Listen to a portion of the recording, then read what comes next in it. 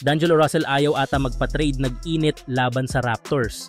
Sa pagsisimula nga ng laban sa pagitan ng Los Angeles Lakers at Toronto Raptors, parehong team ang naghahanap ng panalo matapos ang kani-kanilang losing streak. Sa unang quarter pa lang ay agresibo na agad ang Lakers sa pangunguna ni LeBron James na naka-score ng unang basket sa laro. Sa lakas ng kanilang simula, umabot agad sa 7-0 ang score na naging dahilan ng early timeout ng Toronto Raptors. Di nagtagal ay lumaki ang lamang ng Lakers na umabot ng 25-8 ang score. Maganda nga ang ikot ng bola ng Lakers at mukhang balik na ang kanilang mahusay na opensa. Si LeBron ay may 8 points na agad kasama ang magandang and one play ni Max Christie. Sa kabila ng pagsisikap ng Raptors, nahirapan silang bumawi sa una dahil mataas ang field goal percentage ng Lakers at dumami ang assists. Sa pagtatapos ng first quarter, tuloy-tuloy sa pag-score si LeBron at umabot ang kanyang puntos sa 13 points. Malaki ang kalamangan ng Lakers 43-19 na nagbigay ng matinding hamon sa Raptors. Pagpasok ng second quarter, biglang bumawi ang Raptors at gumanda ang kanilang laro. Medyo dumidikit na sila sa laban pero agad ding umarangkada ang Lakers sa pangunguna ni LeBron at Austin Reeves. Bumalik si LeBron at nagpakitang gilas kasama ang explosive left-hand layup niya.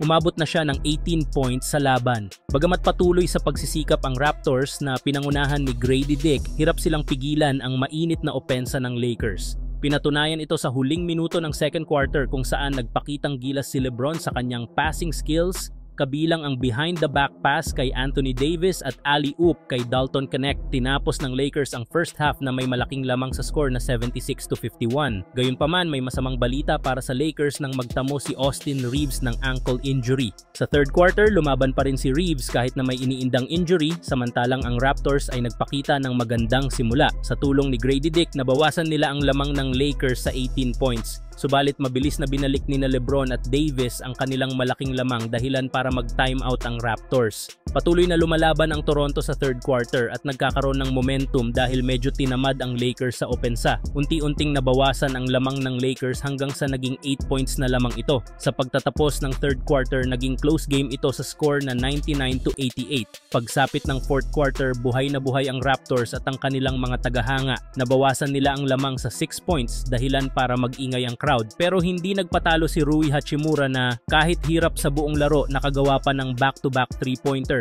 Dahil dito naging 12 points muli ang lamang ng Lakers. Patuloy na sumubok ang Raptors hanggang sa huling sandali pero pinakita ni D'Angelo Russell ang kanyang clutch performance sa huling mga segundo. Siya ang naging sandigan ng Lakers para masigurado ang kanilang panalo. Sa huli, hindi nakatakas ang Raptors sa matinding opensa ng Lakers at nagtapos ang laban sa score na nagpapanatili ng kalamangan ng Lakers sa kabila ng comeback attempts ng Raptors. Marami naman nakapansin sa laro ni D'Angelo Russell, tila nga naganado ang Lakers guard. Ayon nga sa mga fans, tila ayaw nito mapasama sa trade na pwedeng gawin ng Lakers sa mga susunod na linggo. Kaya nga nag-init ito kanina laban sa Toronto Raptors. Nagtala nga si D'Angelo Russell ng 19 points, 3 rebounds at 6 assists.